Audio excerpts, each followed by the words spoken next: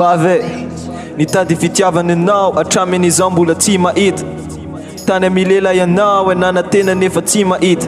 La majorité des mecs ment, dis-tu qu'il n'y a pas de love. Fanavelanao ny sentiment nitondranao io nitady love. Manontany anao hoe iza na aiza no ahitana ny fitiavana. Mampirafy anao satria tsy manana le tena tao hoe fitiavana.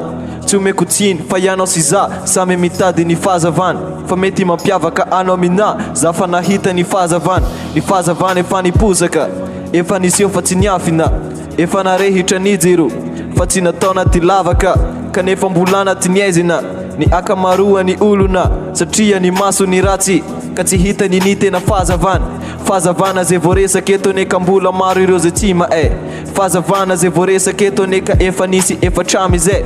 Fahazavana zay voaresaka eto mba notevo anaty agenda. Fa fahazavana zay voaresaka eto neka io le atao hoe fitiavana. Lolavinao izy tsy nahoanao izy izy anefa miandry anao mba hiverinao an-trano nanantena ianao hoe zao tontolo zao paradisy tsy tsapanao anefa ho aminy ano misy fiatanane.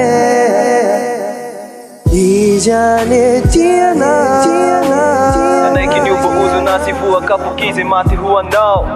Izy ane tiana anaiky ny ovafantsika aminy azo fijaliana maty ho andao. Brother foka weed, foka mall, zay no hitanao hoe fa mety.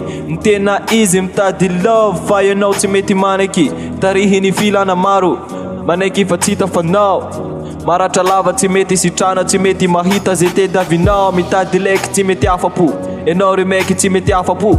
Fa maro feky fa iray no izy GESS de izay no izy. Fitiavana naseho ny 2 arivo taona lasa Jean 3:16 manambara azy tsara. Aza manamafy ny fonao brother fa na androany aza mbola tsy tara. Ani aminy misy fitiavana makanisa ani aminy fa ani aminy ny fitsaharana. Ekeo le fitiavana, ekeo le fitiavana fa tsy anenenanao. Meteza ho tiavina izy no anjaranao. Lolavinao izy tsy nahoanao izy izy anefa miandry anao mba hiverinao an-trano nanantena ianao hoe zao tontolo zao paradisy tsy tsapanao anefa ho aminy ano misy fiatanane. Izy ane tiana anaiky ny ovaozona sy voakapokizy maty ho andao. Izy ane tiana anaiky ny ovafantsika aminy azo fijaliana maty ho andao.